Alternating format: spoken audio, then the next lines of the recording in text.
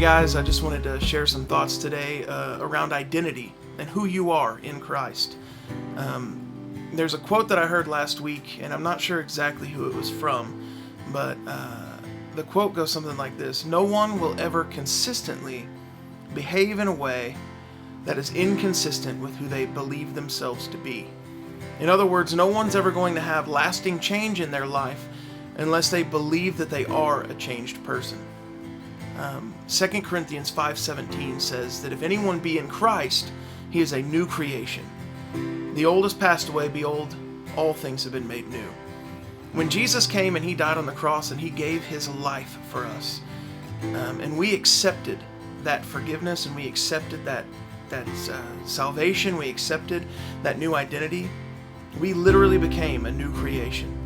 And that's not speaking of something old being remade. It's speaking of something that has never existed before, now becoming present in this age.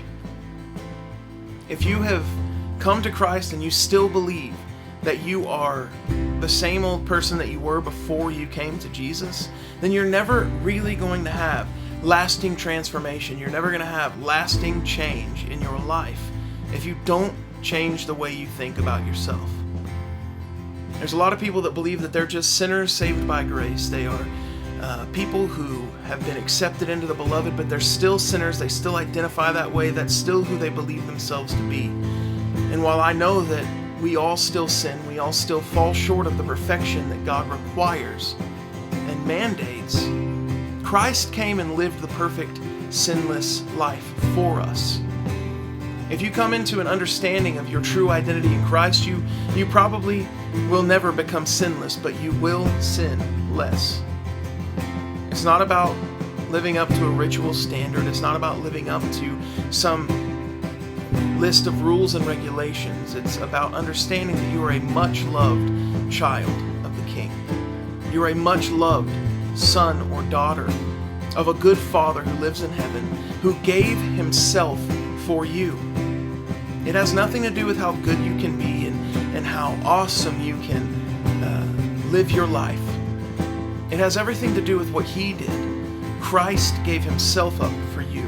God sent Christ into this world so that we could become the righteousness of God in Christ. Later on in 2 Corinthians chapter 5, it literally says that. It says that he who knew no sin, Jesus, was made sin on our behalf so that we could become the righteousness of God in Christ. In other words, what I was, he was made, so that what he is, I became.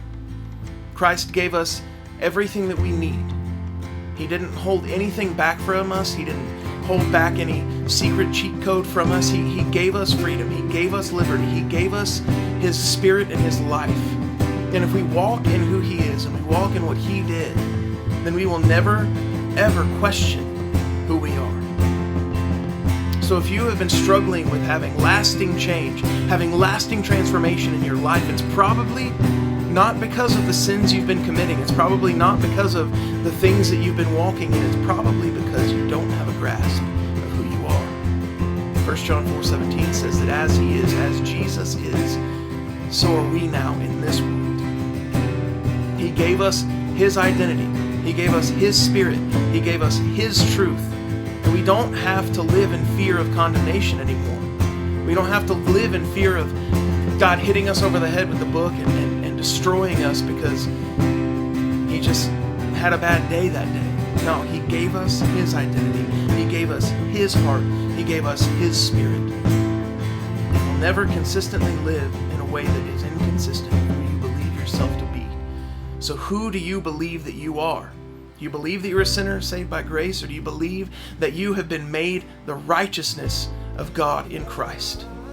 I hope that you've changed your mind. I hope that you will change your mind, and that while you change your mind and transform your mind into thinking of who Christ has called you to be, that ultimately that will flesh itself out in the way that you walk. The best is yet to come.